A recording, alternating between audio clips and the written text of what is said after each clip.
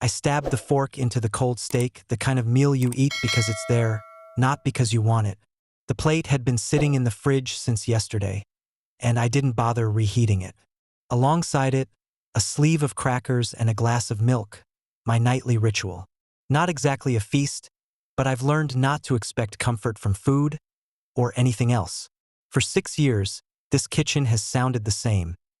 The hum of the old refrigerator, the groan of the farmhouse pipes, and the quiet scrape of a fork against a plate. Solitude has its rhythm, and mine is a rhythm of absence. Rachel's laughter used to bounce off these walls. Now the only thing that echoes here is the emptiness she left behind. She walked out after the trial. Didn't even wait. Divorce papers were slid under my nose while I was in Orange, staring down the next 4 years. She remarried fast. Married Blake, the bastard I broke in half the night I caught them in a motel. I still remember the way his jaw crunched under my fists, the way her eyes went wide like I turned into a monster. Maybe I had. The court called it aggravated assault. I called it defending my marriage, though apparently that doesn't hold up as a legal defense. So I served my time. For years of steel bars, bad coffee, and the stench of too many men crammed in one place. I came out harder, leaner, and with a skill the state thought would rehabilitate me milling. Now I run machines on the night shift at the plant. It pays the bills, keeps the farm taxes current, and leaves my days free to work the land my father and grandfather left me. 87 acres, half of it woods, half of it pasture and maple grove. The woods are the only place I find quiet worth keeping. Trees don't lie. They don't betray. They stand, they break, they rot, but they don't play games. When the wind moves through them, I can almost feel like I'm not just some ex-con eating crackers at midnight. Still, a man's house feels different when he's the only one left to walk it. There's no perfume in the bedroom, no second toothbrush by the sink. Just my boots by the door, my jacket on the hook, my bed cold every night. People say you get used to it. They're wrong. You just stop talking about it. I don't date. Can't. The felony record kills most chances before they start, and the rest, well, I've got no interest in playing the smiling game at bars or listening to half-truths dressed as conversation. Trust doesn't come easy when you've watched it blow apart in your hands. The bitterness is a weight I've learned to carry. Some men drink it down. I stack it like firewood. I work, I eat, I sleep, and when the sun's up I mend fences, split logs, and walk the grove. That's my life. Predictable, hard, cold. Sometimes, when I'm cutting wood, I imagine Rachel driving up the lane, stepping out of Blake's shiny car in one of those dresses she used to wear for me. I imagine her trying to explain, trying to cry her way back into what she destroyed. But then I remember the look in her eyes the day of the trial. Not sorrow, not shame. Relief, like she'd been waiting for me to self-destruct so she could move on clean. That thought kills the fantasy every time.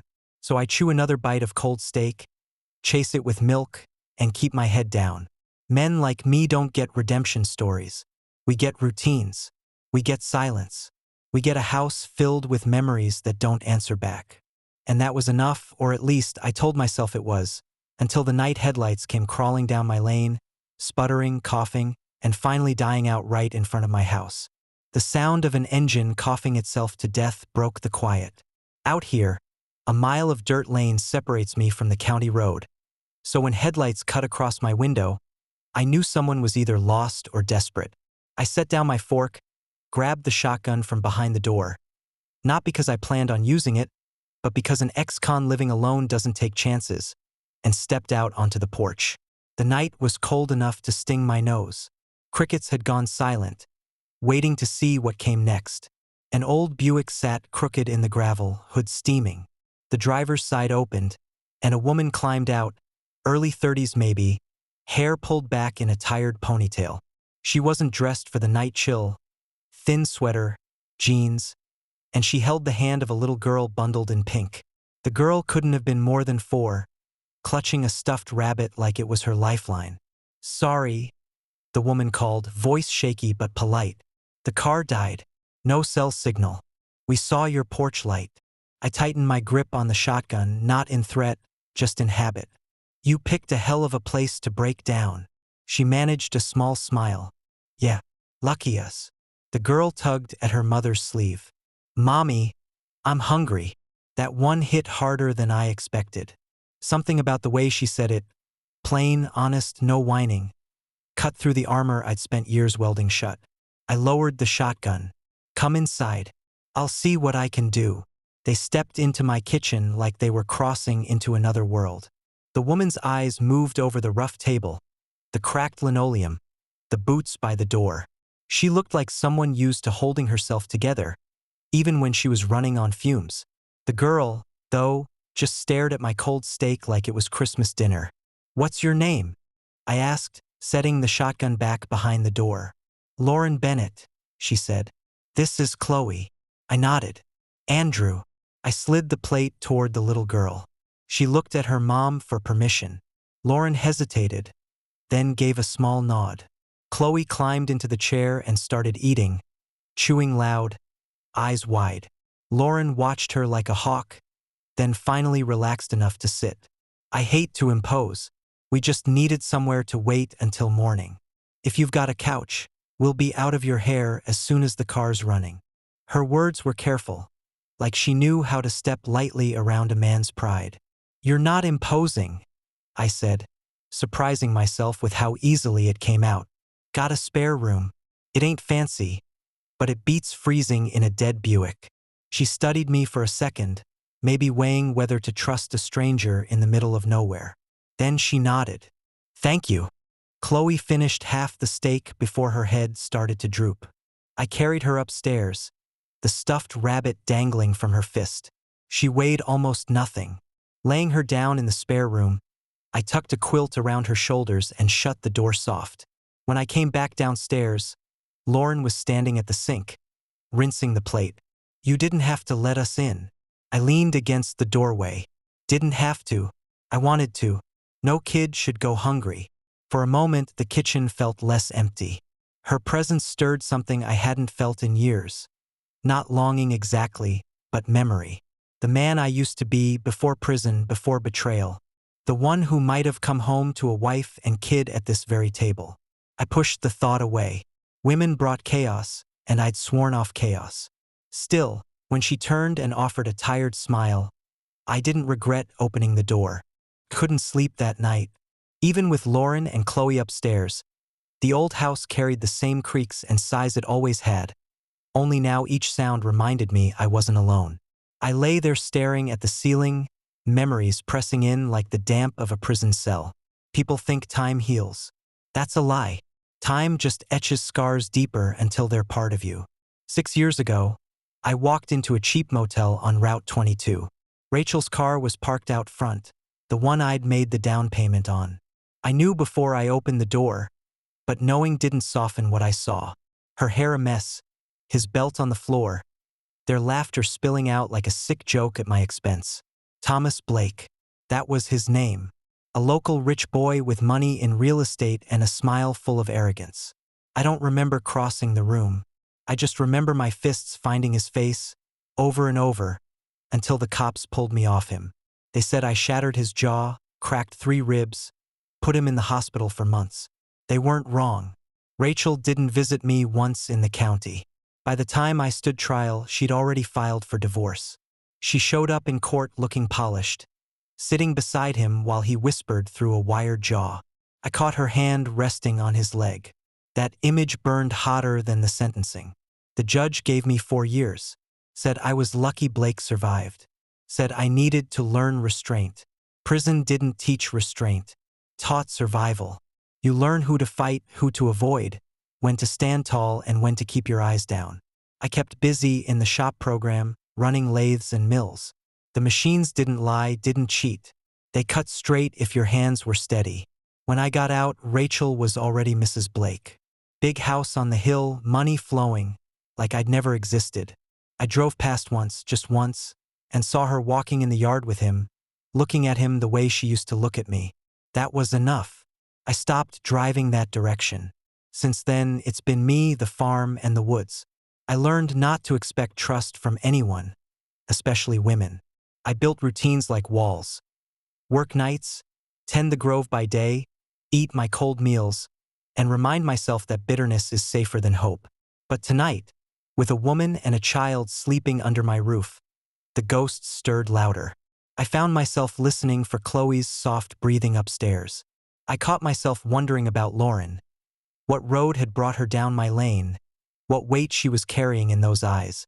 I sat at the table, hands wrapped around a cold glass of milk, and I thought about how easily life flips. One night in a motel destroyed the man I was. 4 years in a cage hardened what was left. Now fate drops a broken Buick in my driveway with a mother and daughter inside it. I don't believe in second chances, but for the first time in years, I felt something other than anger. I wasn't sure if that was good or dangerous. Lauren didn't leave the next morning. She made coffee in my kitchen like she'd been doing it for years, frying eggs in my old cast-iron skillet while Chloe colored at the table. I sat there with my mug, watching the two of them move around the room, and for the first time in a long time, the place didn't feel like a tomb. By the end of the week, she was folding laundry, sweeping floors, and patching curtains without being asked. I offered her the use of the Chevy Malibu I kept parked in the barn. Rust on the wheel wells, but it still ran. I told myself it was just practical, easier than her pushing that dead Buick out of my lane. Truth was, Chloe's eyes lit up when she saw it, like the old car meant adventure. Before long, it was like we'd struck some unspoken deal. I'd keep them safe and fed, and she'd keep the place from collapsing into bachelor neglect. I even paid her out of my mill checks, called it housekeeping. She laughed the first time and said she didn't expect it. I told her I wasn't the kind of man who took advantage of free labor. She didn't argue, but the more comfortable she got, the more I noticed things that didn't sit right. A drawer left open where I kept old bank statements. Papers on my desk shifted just enough that I knew someone had gone through them. One afternoon I caught her in the barn, not fixing anything, just looking around, like she was cataloging details. I wanted to believe she was just curious, maybe nervous being in a stranger's house. But instinct is something prison sharpens. You learn to read people, their tells, their lies, and something about her didn't add up. I called Derek, one of my old army brothers. Man's been my eyes and ears since before I made the mistake of marrying Rachel. He ran a background check through his contacts. Couple days later, he called back. "That Buick didn't just die," he said. "Somebody pulled a wire on the ignition. And your house guest? Lauren Bennett's got a connection to a private investigations outfit. Guess whose lawyer's been using them for years?" "Blake," I muttered. "Bingo." I hung up, jaw tight, staring out across the grove. On one hand, it explained too much. On the other, it didn't explain why Chloe hugged my leg like I was some kind of hero, or why Lauren cooked dinner with a tired smile that looked too real to fake. Was she here to dig dirt on me? Or was she just another pawn in Blake's obsession with seeing me ruined? Either way, trust is something I don't hand out. And no matter how warm her presence felt, my instincts were telling me to keep one hand on the wheel and one eye on the rear view. For a man who swore he'd never let anyone close again, I sure had a way of letting habits sneak in. Lauren wasn't just cooking and cleaning anymore. She was laughing in my kitchen, teasing me when I oversalted the potatoes, humming while she hung clothes on the line. Chloe followed me like a shadow, stomping through the woods in her little boots, asking questions about maple trees, pretending to help split logs with a toy hammer she found in the barn. One Saturday, I drove them into town in the old Malibu. Chloe wanted ice cream, so we ended up at the diner, 3 of us crammed in a booth. The waitress gave me a look I hadn't seen in years, a look that said, "family." For a second, I almost believed it myself. Evenings started to stretch. Instead of eating cold steak alone, I had Chloe telling me stories about her rabbit and Lauren asking about the farm. Sometimes we'd sit out on the porch, the 3 of us, watching the sun drop behind the trees. I caught myself talking about things I hadn't mentioned in years. My grandfather tapping maples, my father's war stories, the way Rachel used to pretend she loved the quiet. I shouldn't have opened up, but damn if it didn't feel good. Still, suspicion never left. Whenever Lauren's face fell into that far-off sadness, I wondered if she was hiding more than she admitted. And every time I walked past the drawer with my papers, I checked twice that nothing had moved. But the strange thing was, Even with the doubts, I wanted them here. I wanted to believe. Chloe climbed onto my lap one night after supper, laid her head against my chest and said, "You're my hero." She was asleep 5 minutes later, but her words stayed like a brand on my skin. Later that week, Lauren asked if I wanted to go to the movies. I hadn't stepped into a theater since before prison, but Chloe's excitement was contagious. Sitting there in the dark with her leaning against my armrest, popcorn everywhere, I felt more normal than I had in 6 years. Like a man who hadn't lost everything. Like maybe I still had a shot at living instead of just surviving. Back at the house that night, I caught myself staring at Lauren when she wasn't looking. The way she brushed Chloe's hair, the tired tenderness in her hands, the small curve of her smile when she thought nobody noticed. I wanted to reach across that space between us, close it, tell her I was done with being alone. But I didn't, because my head reminded me of what my heart was too eager to forget. Rachel's perfume in a motel room, the look in her eyes when she signed me away for a man with money. I wasn't going to be played twice. And yet, when I went to bed, the house didn't feel cold anymore. It happened fast. Too fast for me to stop it. One evening Lauren came into the kitchen with that look women get when they've already made up their minds. Chloe was upstairs playing with her rabbit, unaware the ground was about to shift under my boots again. "I have to go," she said, hands folded tight like she was holding herself together. "A friend's sick. I need you. We shouldn't overstay our welcome anyway." I stared at her across the table. I'd seen that script before. Rachel used the same tone the night she told me she was done pretending. Only this time it cut deeper because I didn't see it coming. "Is that the truth?" I asked, voice steady. "Or just a way of saying you've got business elsewhere?" Her eyes flicked down, then back up, guarded. "It's the truth I can give you, not an answer." But I wasn't going to beg. Never again. "Fine," I said. "Take Malibu. It'll get you where you need to go." She shook her head. "No, it's yours." That night, packing was quiet. Chloe didn't understand. She thought it was another trip, another adventure. She hugged me before bed, said she'd see me in the morning. But morning came with bags at the door, and the moment she realized they weren't just going for a drive, she clung to my leg like a child drowning. "Don't make me go," she whispered into my jeans. I crouched down, peeled her arms away with hands that shook more than I wanted them to. "You listen to your mama, all right? She knows where you need to be." Her little face crumpled, tears spilling faster than I could wipe them. I felt something snap inside me, because 6 years ago, I'd told myself I'd never let anyone close enough to hurt me again. And here I was, standing in my own damn kitchen, feeling it all over. Lauren stepped in, pulling Chloe away, murmuring soft words that didn't comfort either of us. She paused at the door, looked at me like she wanted to say something. Maybe explain, maybe confess, but nothing came out. Just a long silence, heavy as stone, before she turned and walked into the gray morning. The house was empty again before noon. I sat at the table with the same cold glass of milk, same plate, same quiet, but it didn't feel like before. It was worse, because once you let warmth back in, the cold doesn't just return, it bites deeper. I told myself it was for the best. She'd snooped. She had secrets. Maybe she was tied up in Blake's obsession with me. Maybe she was lying from the start. But when I went upstairs and saw Chloe's toy rabbit left behind on the quilt, I realized the truth I didn't want to admit. I wanted them here. Both of them. And that scared me more than prison ever did. It was 2 weeks after Lauren and Chloe left when the past came knocking. Heels on gravel, perfume in the air, and a face I hadn't seen in years. Rachel. She stood at the end of my porch, arms crossed, looking like time had barely touched her.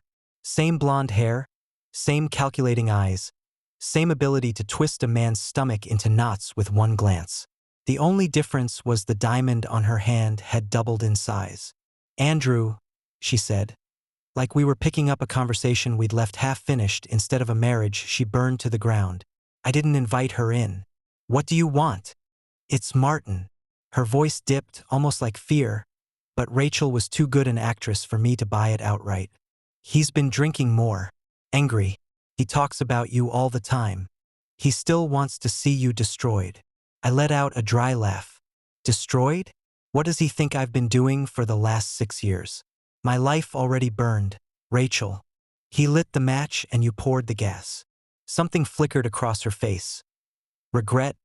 Maybe, but more likely annoyance that I wasn't playing along. That night I didn't sleep, and sure enough, fate delivered. Headlights roared down my lane. Too fast, gravel spitting like gunfire. A truck slammed to a stop in front of the porch and Martin, Thomas Blake, the man who stole my wife and watched me rot, stumbled out drunk and snarling. He had a tire iron in one hand, bottle in the other. You think you can take what's mine and walk free? He bellowed, staggering toward the steps. I made you nothing. I'll finish the job. I didn't flinch. Prison teaches you how to face down rage. I just stood there, shotgun leaning against the doorframe. He swung the iron once, wild and clumsy, smashing the porch rail. Come on, tough guy. Go home, Martin, I said, voice low, steady. Before you do something you can't crawl back from. But drunk men don't listen. He hurled the bottle, glass exploding across the boards, then stumbled back toward his truck. Tires screamed as he tore down the lane, fishtailing into the night. A mile later, he didn't make the curve. Word reached me by dawn. Martin Blake, dead in a twisted heap of metal at the bottom of the ravine. Rachel showed up again 2 days later, black dress, crocodile tears. She looked at me with those same eyes, like maybe I'd step in and fill the void. But I saw through her. She wasn't mourning her husband. She was recalculating her next move. Martin was gone. The man who ruined my life had destroyed himself. And yet Rachel remained, a ghost I hadn't invited back, standing in my yard like a reminder that the past never leaves clean. A week after Martin's wreck, Derek came by with a manila envelope. He tossed it on my kitchen table like it weighed 100 pounds. Thought you should see this, he said. Inside was a dossier, photos, notes, timelines. Lauren Bennett. Her name was right there, tied to her brother's private investigations outfit. The same firm Martin's lawyers used to dig into me. The Buick hadn't just broken down on chance. She'd been sent here, planted, her first step through my door already scripted. I sat there staring at the papers while my chest burned. I wanted to slam my fist through the table and wanted to curse myself for letting them close again. But the anger didn't land the way I expected, because I remembered Chloe's laugh in the woods, her head on my shoulder at the movies. I remembered Lauren's hands in my sink, washing dishes like she belonged.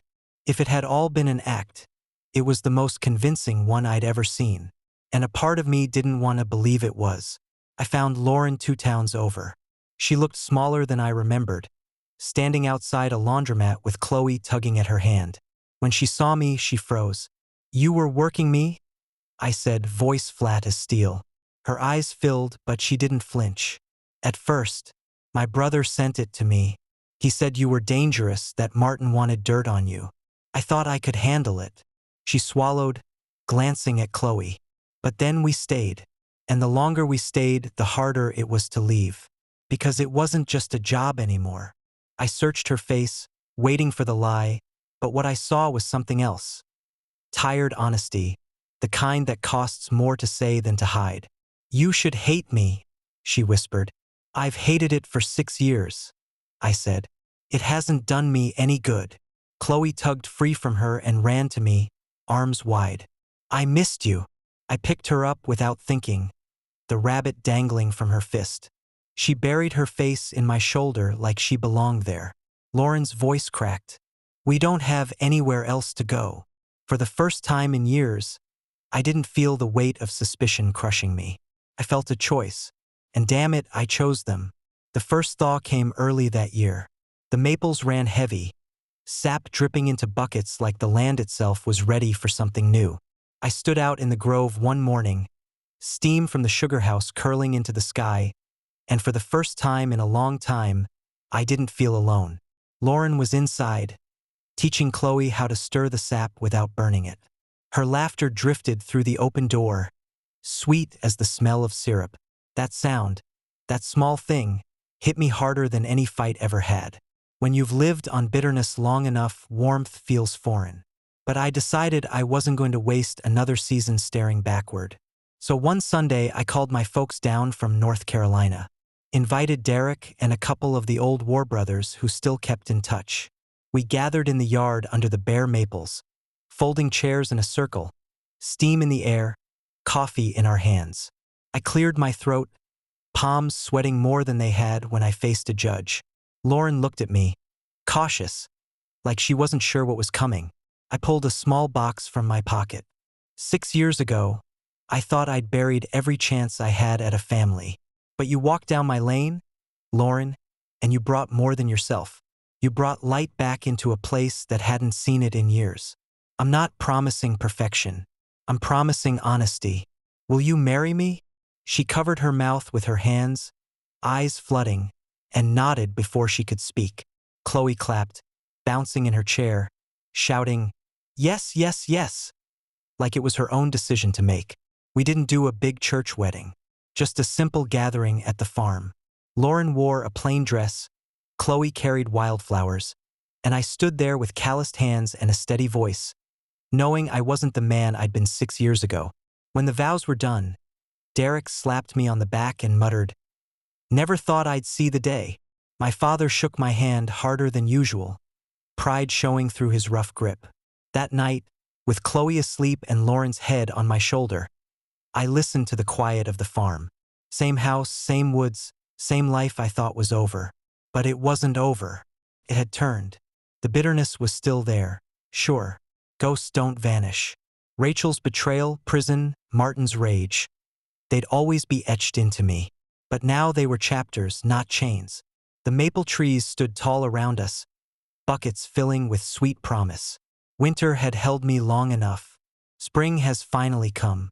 Subscribe and stay one step ahead of cheaters. And trust me, the next story makes this one look like a fairy tale.